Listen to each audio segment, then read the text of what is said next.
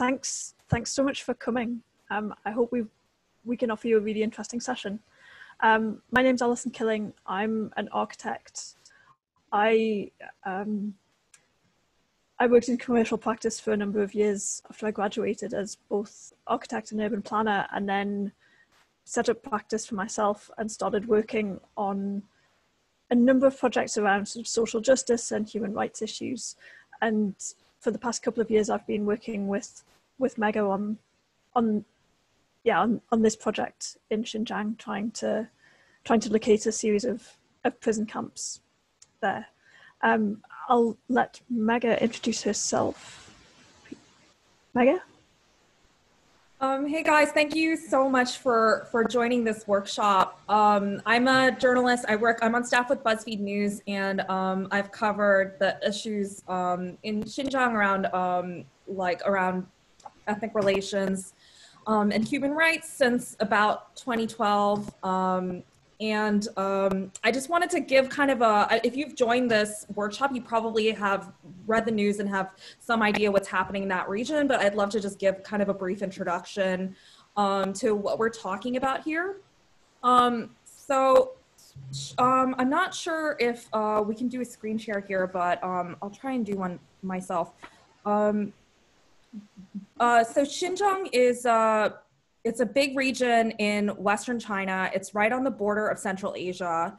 And you have a population there of about 24 million people. About half of those are Han Chinese, which is the majority ethnic group in China. And thanks, Alison. Yeah.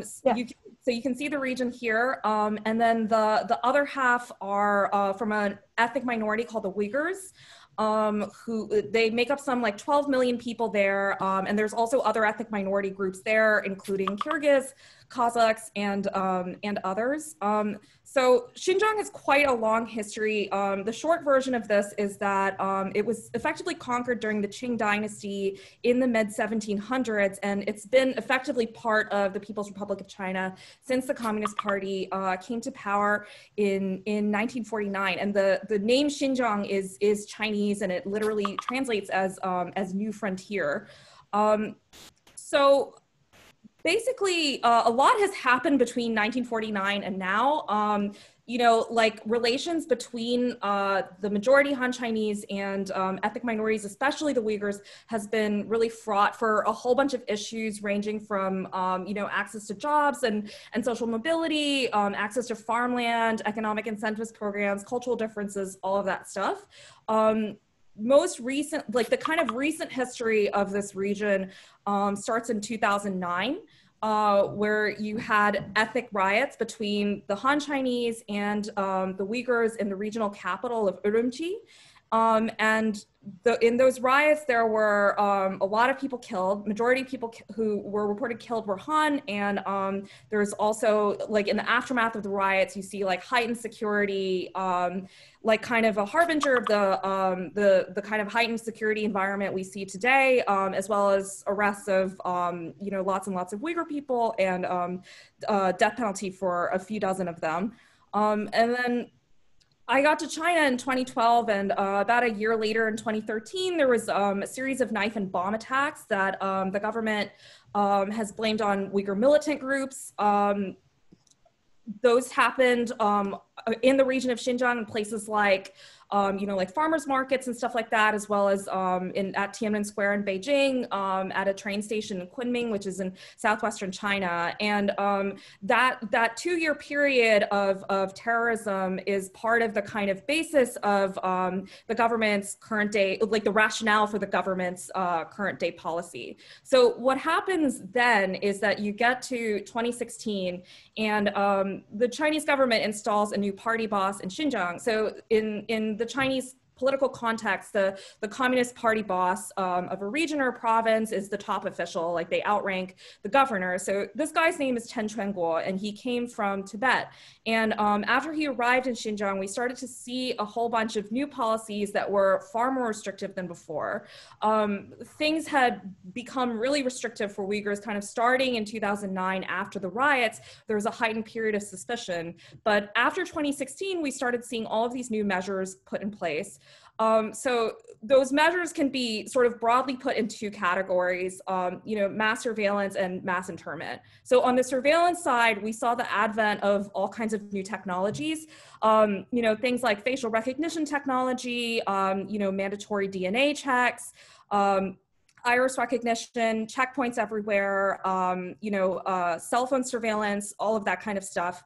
And we've also seen, the thing that we're going to talk about today, which is the growth of these mass internment camps. So when the camp program started around 2016, it started very, very quickly. And we saw like thousands of people in a matter of months being swept up into these camps. So the camps themselves are extrajudicial, right? And the reasons that people are being sent to these places it's not because they've committed a crime. So China, like every other country, has a criminal justice system, and if you're accused of being of having committed a crime, you will, go through. You'll be arrested, and you'll be charged, and you'll go through that process, right? So there's a whole bunch of other problems with that process that we're not going to talk about today. But the reason the camp system is unique is because it exists outside of that criminal justice system. So we're talking about people who are suspected of actions like contacting friends or family who live abroad, of having WhatsApp or Facebook on their phone, which is illegal, of having videos or images on their phone that have to do with Uyghur culture or even Islamic culture abroad, like Arabic pop songs and things like that. Even things like not using a cell phone can be considered suspicious. If you have electricity usage that's different from how you normally use it, if you're moving from town to town, all of that stuff is collected either manually by police officers or digitally based on your online activities and also the way you move in the physical world.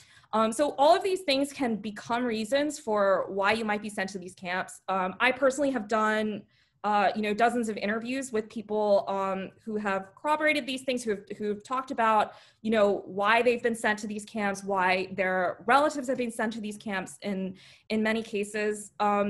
So I'll just wrap up by explaining, why are we using satellite imagery? So because, these camps are effectively secret, the government has, at first, like when the policy started, they just didn't acknowledge that the camps existed. They kind of denied the whole thing. And it got to the point where this was so well known through media reports and by independent researchers that there was a UN committee that sort of called out this camp system sort of early on. And in response to that, the Chinese government started a kind of new line where they started to say, okay, these facilities do exist, but they're actually for education or they're for vocational training. And then occasionally they would also say, well, these are for de-radicalization. So we're talking about, a population of 1 million people that are being held in this camp system who have not been suspected of any crime. So the idea that it would be for de-radicalization is sort of without basis. So then when you get to the end of last year, the government then started to say, okay, like all of the people that have gone to these vocational schools have already graduated. So you can see from this pattern of statements that the government is not really truly acknowledging that the system itself exists, let alone the kind of locations of these places. So for this reason, because of this kind of lack of official acknowledgement, satellite data has become extremely important to all of the kind of independent people, people like researchers, journalists, government experts, like all of these people that are trying to sort of document this crisis. I know from my own history as a journalist that even moving around in Xinjiang is very, very difficult. You will often get tailed by the police. The people that try to talk to you will be harassed. It's only gotten more difficult as more and more press coverage has come out. So satellite data is one of the only ways that you can get, a really full picture of what this camp system looks like and, sort of corroborate the things that people who are inside these camps are telling you. And the last thing I'll say is that, the experience of people in these camps is sort of what makes this important. So people are being detained forcibly. These are not places where people are choosing to go to get vocational training. The former detainees I've interviewed have talked about, a whole range of things that have happened to them, ranging from sleep deprivation, hunger, torture, being held in stress positions, to for women, being forced to take birth control, forced sterilization, sterilization, and also lots of accounts that have come out mostly over the past year of being forced to labor in factories where garments and other kind of small labor-intensive goods are produced. So that's some of the background. I'll just leave it to Alison to sort of get started on the workshop and fill in any context that I might have missed. Cool, thanks for that. So I've just put in the chat, if anybody doesn't have Google Earth Pro downloaded and installed yet, I've just put the link for that into the chat. So what I'm going to do now is to talk through a couple of camps. I'm going to show you a couple of different kinds and sort of talk through the different features that we can see in them, the ways that we know that they are in fact camps. And then after that, I'm going to give you guys a series of like 4 locations, and you can use Google Earth and look at them yourselves and sort of, yeah, see what sort of evidence you can find that those places are camps. And we'll go through them afterwards. And then after that, we can move to a Q&A. Yes, so just need to share my screen.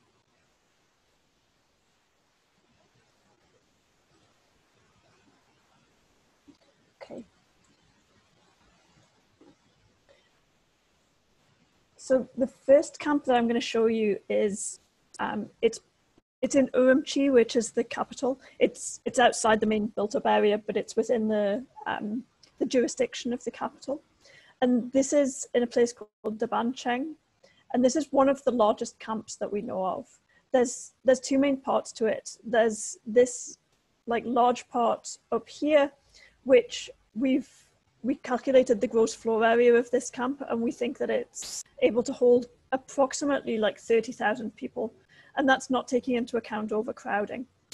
And then there's another, a second facility down here, which we think can hold a further 10,000 people. So in Google Earth, you can see historical satellite imagery. You get to that by going and clicking on this little clock icon up here, and then the timeline will appear. And that allows us to go back in time and look at what was there before. So 2013, 2015, which was before the camp program began, this was a completely empty site. It was only by sort of early 2018 that we're able to start to see things are being built here. This is the first phase of the camp. This is it under construction in April, although it wasn't actually finished until about July 2018. About 3 months later, in October, a further series of buildings had been built in the first compound, and there was a whole extra second compound that had also been added. Just to sort of give a bit of context timeline-wise, what was happening at the time that this place was being completed was that the Chinese government had moved from saying that these places don't exist to moving to start saying, well, you know, guys, this is about re-education and this is about vocational training. When in fact, this is just the architecture of this place implies that there was a very, very strong level of coercion to that. And of course, the fact that it's re-education is under question in any case. This next compound was completed in about November 2019. And this was just at the point that the Chinese government had said, actually, you know what, guys, those were camps there, but actually everybody has graduated, we've released everyone. And yet at the same time, there were a large number of very heavily securitized camps just being completed, which demonstrates fairly conclusively that what the Chinese government was saying about the camps and their closure wasn't true. So we just take a sort of like closer look at them and how we know that they're camps. I mean, the main thing that we see in most of these camps, and this is a particularly high security one, and it was purpose built as a camp, unlike another one that we'll look at a little bit later. This one, you can see that there's a large amount of barricading around the perimeter. So we've got a heavy concrete wall. It's about 1.5 meters thick. And then on either side of it, you can just see the shadow of 2 barbed wire fences. There's like multiple levels of barricading. We can also see like guard towers in the corners and at the midpoints along the wall here. And then further than that, these buildings, there's two buildings here at the edge of the wall, and those are actually buildings for the gods. We know that because they have a tunnel which connects those buildings to the perimeter walls. And so this is the way that the gods get up onto the top of the walls to do their patrols and to get into the guard towers. Within the main prison compound, obviously there's prison accommodation, there are cells. There's also classrooms. In some places there'll be forced labor facilities, that's typically factories. There'll be medical facilities, there may be visitor rooms as well. Then out in front you have like the main gate, and then you have police and admin buildings. You also have like this, here's the car park. The fact that the car park is full of cars, that's one of the main ways in which we can tell that a camp has been finished and now is in use. And another key way that you can tell that a camp is complete and is probably close to opening is the fact that the asphalt has been completed. That's one of the last things that tends to be put in place when these camps are being built. Just showing you like a couple more things in this other facility as well. These buildings with blue roofs, those are almost certainly factories. We know that because we've seen so many very similar buildings. Factories tend to have like metal roofs which are powder coated blue, and so they're very easily recognizable. They tend to also be like, you'll have a lot of buildings which are all the same size, laid out in this very regular pattern. And in some places we've also got photographs of these camps and these factories under construction, and so we can also see that they've got a steel. We can also see that they're steel framed and that they're open inside, so that they're likely to be factories. So that's Dabancheng, purpose-built high security camp. I'm going to show you one more camp now.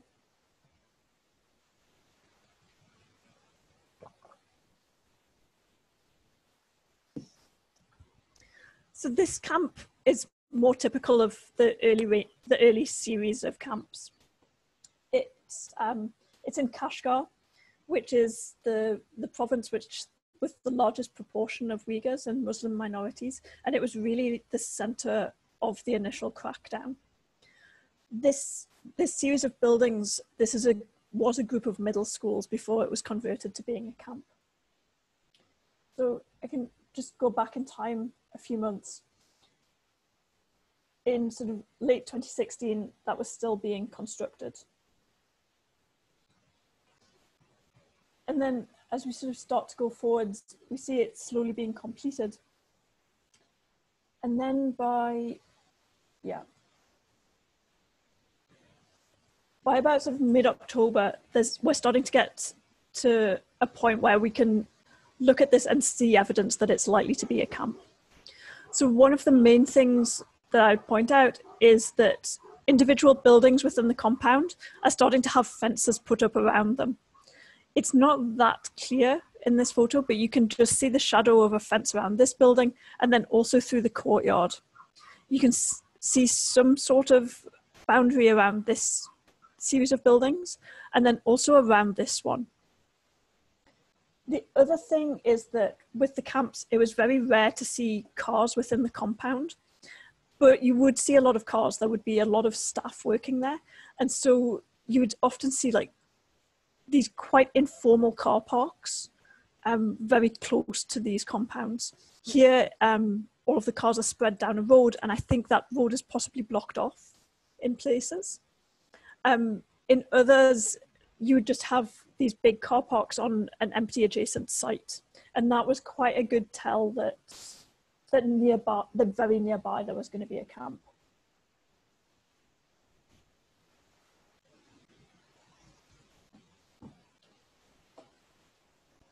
So yeah. If we just fast forward about a year, towards the end of 2018, it becomes yet even more obvious that this place was a camp. By that point, they'd given up on the idea of this place being a middle school. The sports field had been taken away and 4 new buildings had been built instead. And then the architecture of the camp had also been developed a bit. So we can see that checkpoints had been added at the road entrance to the compounds. Within the sub-compounds, you also had new barricading added. So there's a little checkpoint here for the police, barricade across the road. And then around the new buildings, you can also see some key things which give away that this is a camp. We'd often see these like small blue metal roofed buildings added into compounds, which had previously been for housing or as schools or hospitals. They're not necessarily factories. It might just be that extra space was needed for classrooms or for storage or for visitor facilities, things like that. Then the other thing that has become like the big tell of one of these like informal camps was that there's these like at the back of these buildings, what you can see is that there's like a grid pattern. That's barbed wire fencing, and it's a series of pens which in the courtyard for holding prisoners. That's a feature that was very, very characteristic of this sort of camp, the sort of camp that had been converted from being a school or a hospital. And it was the main way in which researchers were able to tell that these places were camps. They also would have, in many cases, there were tender documents available, and that gave clues to where these places were. But having seen like this feature, that would be like reasonably conclusive that this place was in fact an internment camp.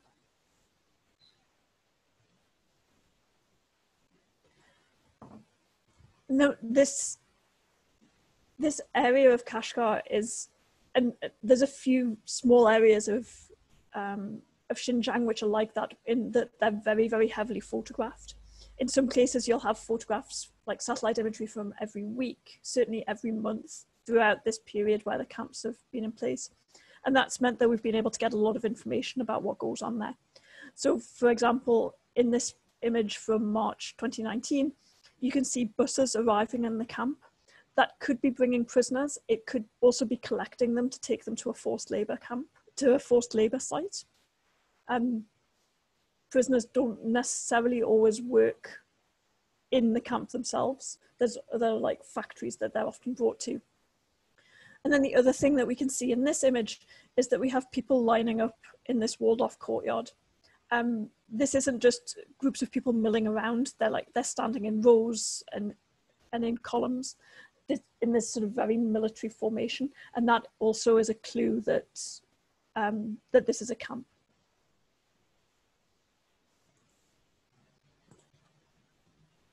If we go forward again to November 2019, what we can see is that the barbed wire fencing in the courtyards had disappeared.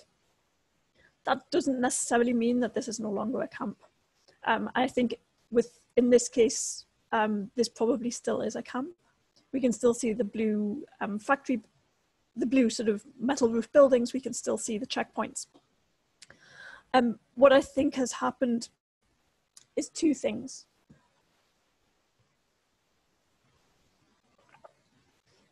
One is that there's been a large number of purpose-built camps to which some prisoners have been moved. And so in some cases, these places have been shut down and genuinely no longer are camps. And in other cases, I think that the sorts of features that researchers like me would use to identify these places as camps, that the Chinese government has made an effort to remove those features. And so they've removed the barbed wire fencing. Yeah, in some cases that probably does mean that they've closed, but not in all of them. So that sort of gives you a decent overview of some of the sorts of camps that we're seeing, and also the sort of features that we're looking for when we're trying to identify them. What I'm going to do now is I've put together a series of 4 camps, which I thought it would be interesting to look at. I'm just going to put those in the chat now.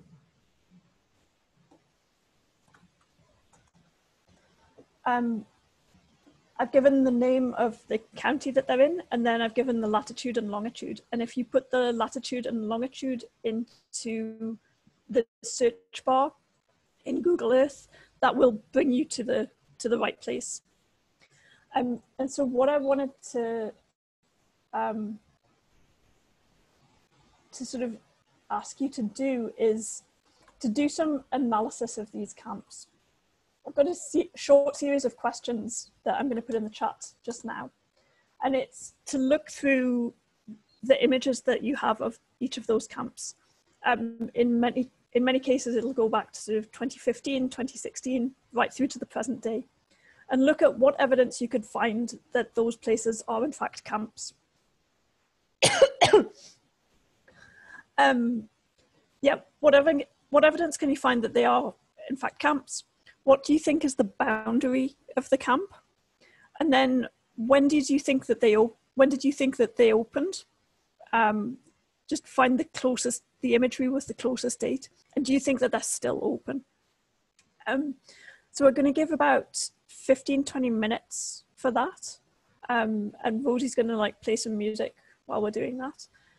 If you're, as you're going through, you can put the answers in the chat. You can also put any questions in the chat and we can try and answer them there.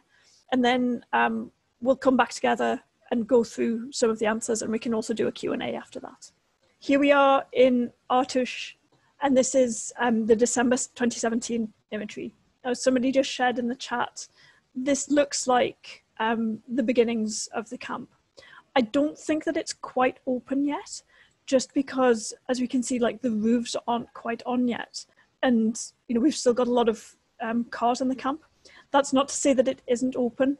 It may already be, but I'm not as yet convinced by the satellite imagery. The one that I find most convincing is definitely it was open by May 2018. And there we can already start to see a tunnel going from this building here through to these red factories behind. In fact, the best image that I've found for analysis is this one in September 2018, which it's a good image partly because it's so clear. The resolution is very good, the atmospheric conditions were very good that day, so we've got a lot of detail in the image. But what we can also see is that right across the site, we've got these barbed wire tunnels leading between buildings. So here they are between what I think is housing and some of the factories.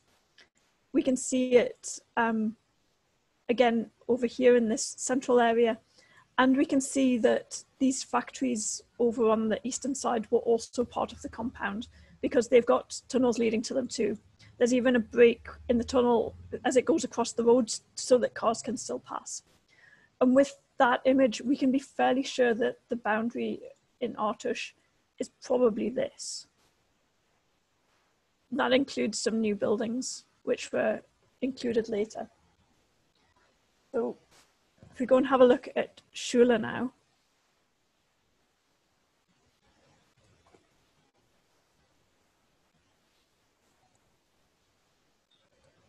I'll just get my notes. This, I think, opened up in about March 2017. And that's the point at which what had been a housing estate, where we suddenly saw that these 4 buildings in the corner got walled off in a way that is just quite odd, and that these blue metal roof buildings appeared. And that's what I think is the start of the camp. As we go later, the camp got extended quite a bit, first with a number of factories being added. And then the walls were extended to include these housing blocks over on the western side as well. And then if we look at the entrance, we can see that there was like a police station added near the gate too. So this is the boundary of this camp. Have a look at Yangasar.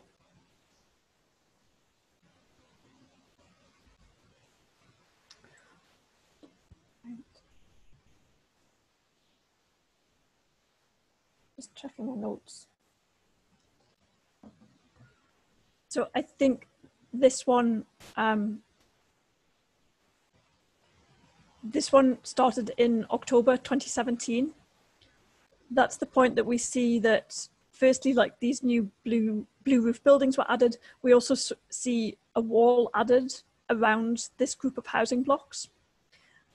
The best image to look at for getting the boundary is in May 2018, because we've got a sharp image with quite a lot of sun, so we can really see the shadows of the walls. They come through really clearly. And we've got a good angle for being able to see them. And then, of course, it's not just housing blocks that we're looking at anymore. We've got these strange U-shaped buildings with, these places don't have gardens. There's no cars in these compounds, so they would be quite a strange form of housing. They've got heavy walls around them. They're quite heavily barricaded, almost certainly a camp. In 2018, these buildings, which had been part of the school, were added to the camp. And then a year later, 2 more had been added as well. So this is what I think the boundary is for this camp. And then the last one is in Caracas.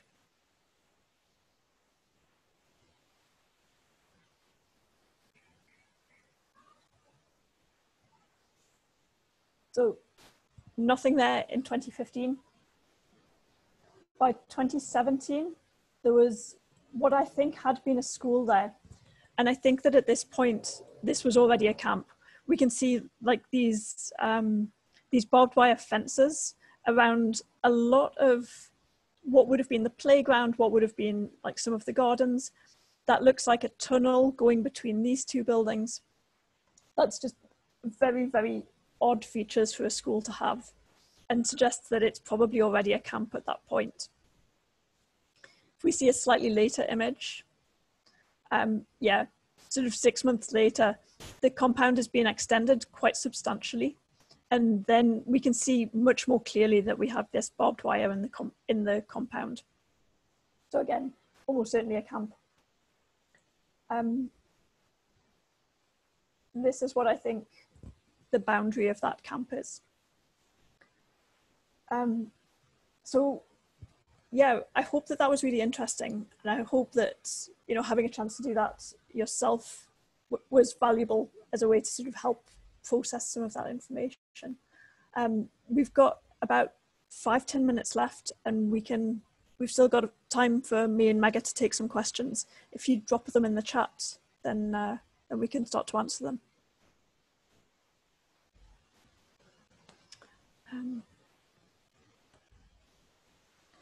Okay. Thank you so much, Alison and Megha.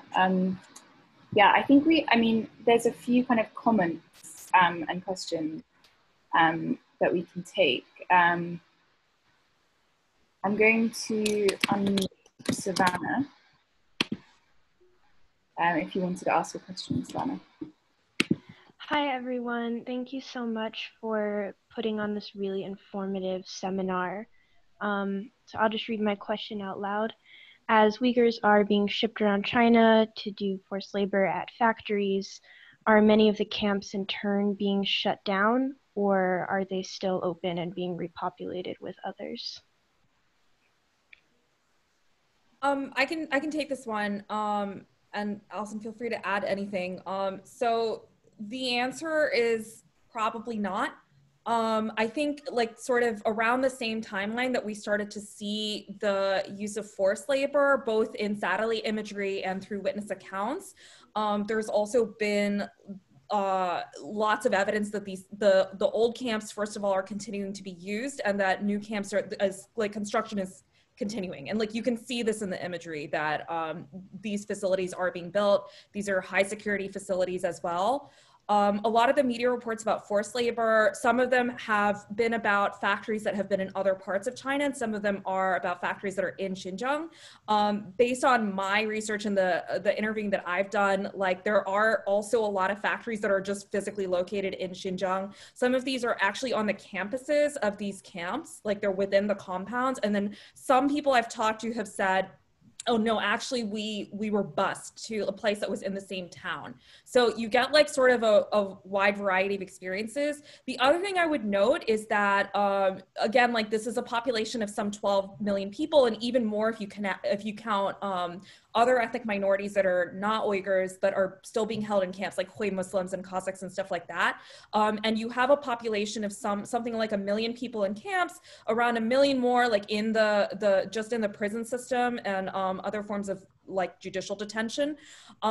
So there's a lot of people that are under some form of arrest, like house arrest or town arrest, under some form of surveillance that are not physically inside these camps. So there's actually a large population of people that are of working age that wouldn't necessarily be in the camps, but are subject to sort of repression of other sorts. So it makes sense that these like forced labor practices have also expanded outside the region, but it doesn't necessarily mean that the people that have originally been held in the camps are now being transferred. Those are the same populations of people that have been transferred to the factories. We just don't know that for a fact.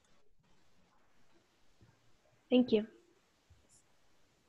Alison, did you want to jump in on that one as well? No, it's fine.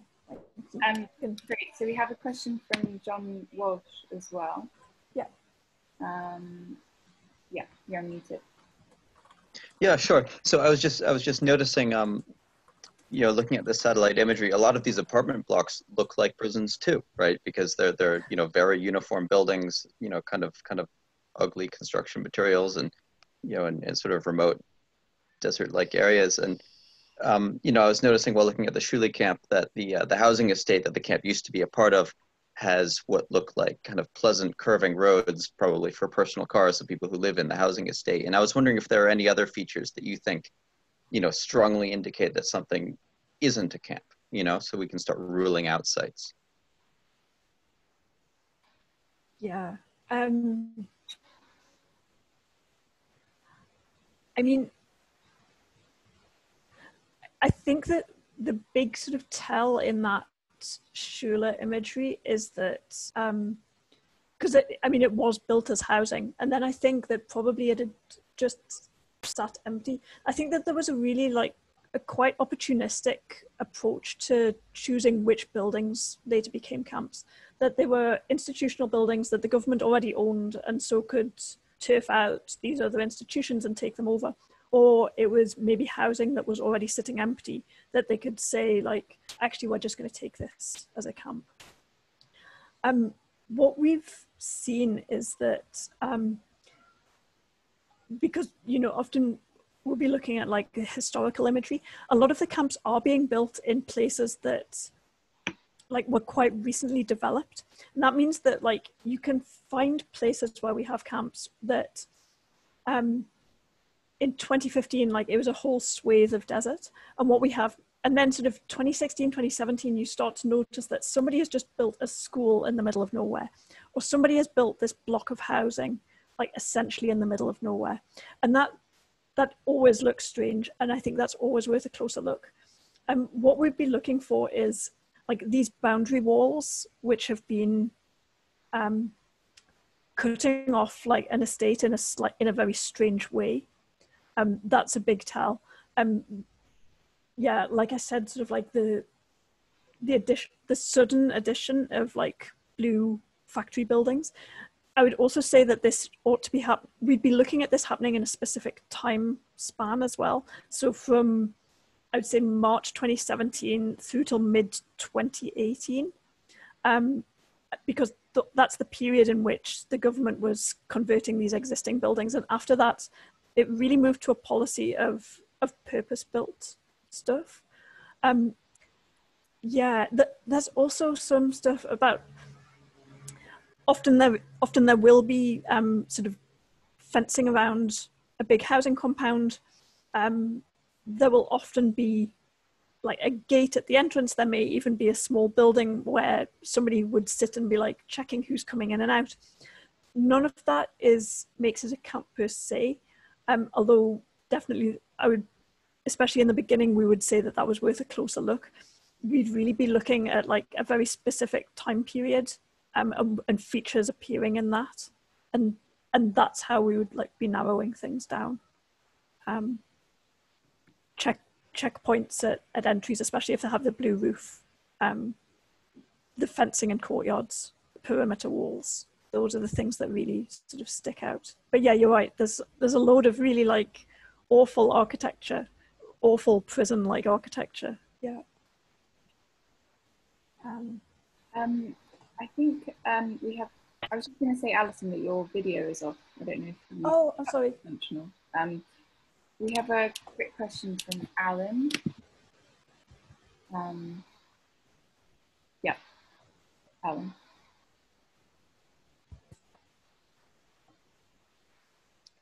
Maybe not. But I'll just read it out. But Alan was saying, are there any initiatives to crowdsource mapping efforts in Xinjiang, e.g., for example, for camp identification or mosque demolition?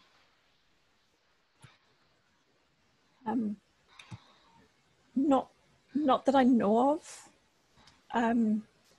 So there's been like a series of groups which have been looking in quite a determined way at Xinjiang, and then obviously all of our research builds on everybody else's research. So there's the Australian Strategic Policy Institute, which has done a huge amount of work and some very rigorous research and reporting around what's happening in the camps. They've also moved on to look at sort of forced labour and supply chains across Xinjiang.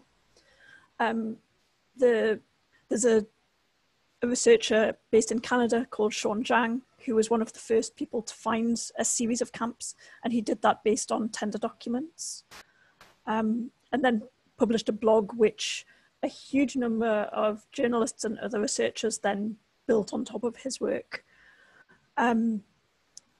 There's the East Turkestan National Awakening Movement, which is a Uyghur activist group who have spent a lot of time scouring satellite imagery and have put together their own database of prisons and camps.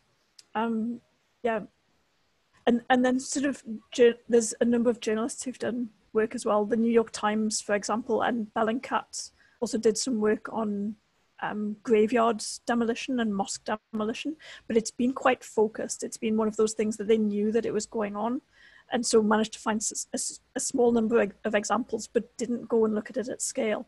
And so actually the one thing that we were trying to do in our work is to move beyond a situation where we're just looking at a small number of isolated camps to actually trying to get an overview and trying to do this work at scale.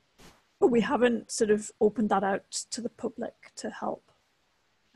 Yeah, I mean, I guess that also, Stephen Conan also had a question about how you share this information with a wider open source community.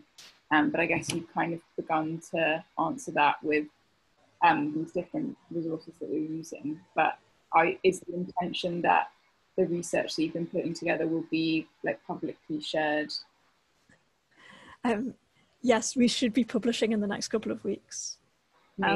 We've got like we're preparing a big series of articles. Megha's been doing a huge amount of interviewing with escapees from the camps, which means that we not only have like this big database of the camps and the analysis that we've done that we can say a huge amount about, but we also have then like the personal stories that go with that show what that actually means at a human level, and which give insight into like what life is actually like, what's actually going on inside some of these places.